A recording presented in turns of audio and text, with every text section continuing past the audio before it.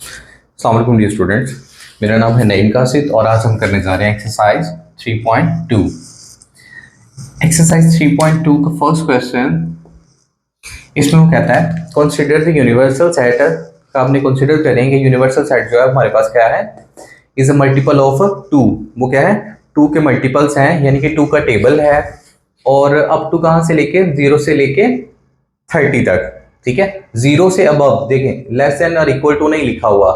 अगर equal to नहीं लिखा हुआ विच मीन्स के 2 से ऊपर होना चाहिए और 30 होना चाहिए या 30 से बिलो होना चाहिए, जितने भी 2 के मल्टीपल्स हैं। और ये भी कंसिडर करें हमारे पास ए जो सेट क्या है, एक ऐसा सेट है जिसके जो एलिमेंट्स हैं इज मल्टीपल ऑफ 6। उसके जो एलिमेंट्स जितने भी आएंगे मल्टीपल ऑफ 6 आएंगे। और बी एलिमेंट्स है जिसके मल्टीपल एलिमेंट्स किसके होंगे, 8 के। 8 के मल्टीपल जितने भी होंगे वो सारे के सारे बी में लाई करेंगे और 6 के जो मल्टीपल्स होंगे वो सारे के सारे लाई करेंगे ए वाले में। यहाँ पर 6 का टेबल हो जाएगा, यहाँ पर 8 का टेबल होगा।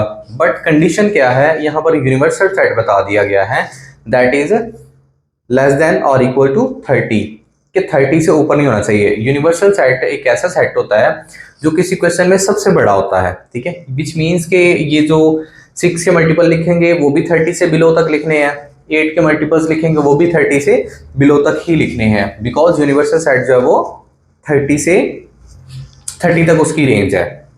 सो देखें, यूनिवर्सल सेट लिख लेते हैं। ठीक है, 2 के मल्टीपल जो 30 होने चाहिए या 30 से बिलो होने चाहिए, तो 2, 4, 6, 8 एंड अप टू सोन जहां तक जाएंगे हम 30 तक जाएंगे। फिर उसके बाद एक ही बारी आ जाती है 6 के मल्टीपल। ठीक है, 6 का टेबल हो जाएगा जो कि 30 तक होगा या 30 से बिलो तक, 6, 12, 18, 24 एंड 30। फिर उसके बाद 8 की बारी आ जाती है, 8, 16 और 24। और 8 को अगर 4 टाइम्स करते हैं तो वो 32 बन जाता है, और 32 which is greater than this one 30, इस 30 से ग्रेटर होगा, इस 30 से ग्रेटर हम नहीं जा सकते। सो दैट्स वाई ये कितने हो जाएंगे, 24 तक हो जाएगा। अच्छा, इसका जो है ना फर्स्ट पार्ट हमसे क्या डिमांड करता है, ये डिमांड करता है कि लिस्ट ऑल द एलिमेंट्स, आप वो तमाम एलिमेंट्स बताओ ऑफ सेट ए के एंड बी। सेट ए और बी के तमाम एलिमेंट्स बताने हैं आपने इन अ टेबुलर फॉर्म। किसमें, टेबल्स की टेबल बना के हमें बताना है। तो ये देखिए जरा, यहाँ पर मैंने ना पार्ट 1 का शो कर दिया। ठीक है, कि पार्ट 1 में उसने सिर्फ इसके एलिमेंट्स डिमांड किए हैं, तो सारे के सारे एलिमेंट्स ऑलरेडी हमने मेंशन कर दिए हैं। अच्छा, सेकंड में क्या डिमांड करता है, सेकंड वाले पार्ट में हमसे डिमांड करता है कि ये जो ए और बी है इसका इंटरसेक्शन लेना है हमने, ए और बी का इंटरसेक्शन लेना है। इंटरसेक्शन का मतलब होता है जो जो वैल्यूज ए और बी की आपस में मैच करती है सिर्फ वही लिखनी है हमने। सो देखो यहाँ पर हम लिखते हैं ए इंटरसेक्शन बी, ए की वैल्यूज लिख लेते हैं दैट इज 6, 12, 18, 24, 30। देन में हम यहाँ पर लगाएंगे इंटरसेक्शन, सी इंटरसेक्शन का साइन लगाएंगे। फिर उसके बाद बी की वैल्यू लिखेंगे। देखिए, जैसे इधर हमारे पास लेफ्ट साइड पे होता है उसी साइड में हमारे उसी तरह ही राइट साइड पे होना चाहिए। देखिए, पहले ए लिखा हुआ है, ए की वैल्यू है, इंटरसेक्शन, इंटरसेक्शन का साइन, उसके बाद बी है तो यहाँ पर बी की वैल्यू लिख देंगे हम 8, 16 और 24 आएगा। सो अभी हमारी डिस्कशन हुई कि ये जो इंटरसेक्शन है, इंटरसेक्शन का मतलब होता है कि वो तमाम वैल्यूज जो दोनों सेट की आपस में मैच करती हैं। सो देखिए, 6 इधर है उधर नहीं है, 12 इधर है उधर नहीं है, 18 इधर है उधर नहीं है, 24 इधर है उधर भी है तो 24 लिख लेंगे हम, 30 इधर है उधर नहीं है। ठीक है, सो जस्ट हमारे पास कौन सा मैच किया, 24 वाला मैच करता है, तो सेकंड वाला जो पार्ट का आंसर हो जाएगा 24 हो जाएगा। अच्छा, थर्ड वाले पार्ट में देखो, थर्ड वाले वो पार्ट में वो कहता है ड्रॉ अ वेन डायग्राम। आपने क्या करनी है, एक वेन डायग्राम बनानी है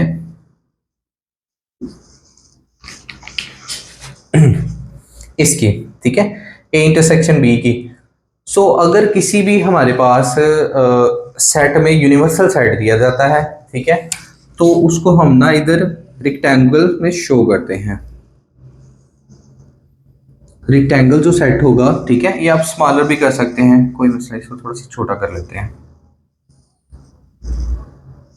ये जो सेट है यहां पर मेंशन कर देते हैं कि ये हमारे पास यूनिवर्सल सेट है।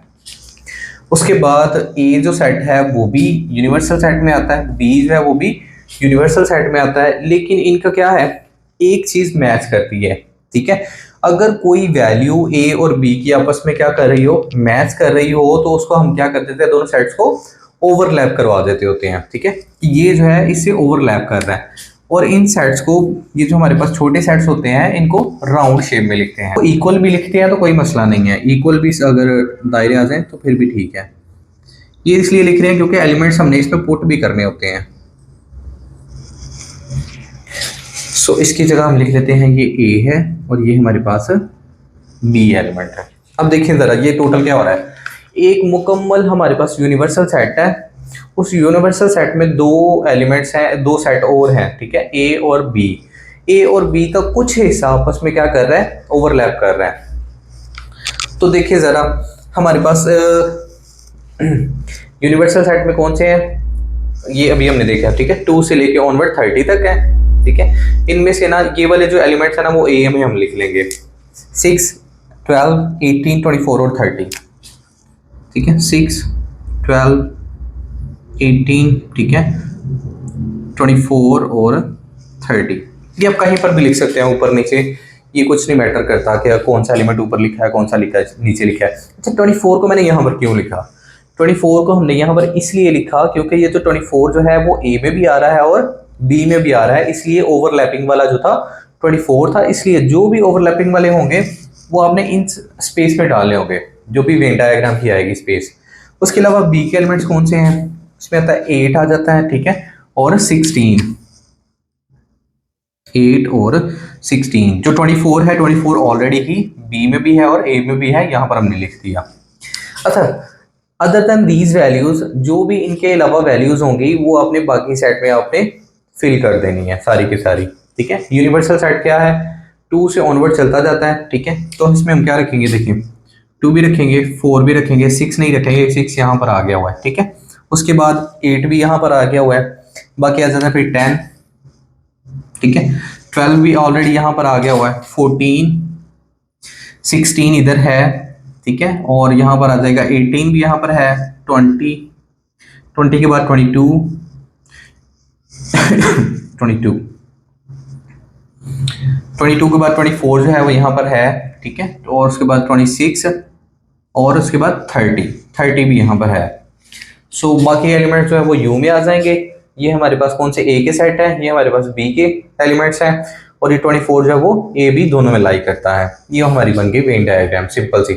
सो कोई भी लेट्स सपोज हमारे पास आ जाता है सेट, ठीक है, और उसकी हमने ना वेन डायग्राम बनानी है, अगर तो सिंपल आपने ना यूनियन सेट उसमें लाजमी दिया गया होगा, तो आपने एक ब्लॉक बना के उसको यूनियन रख देना है।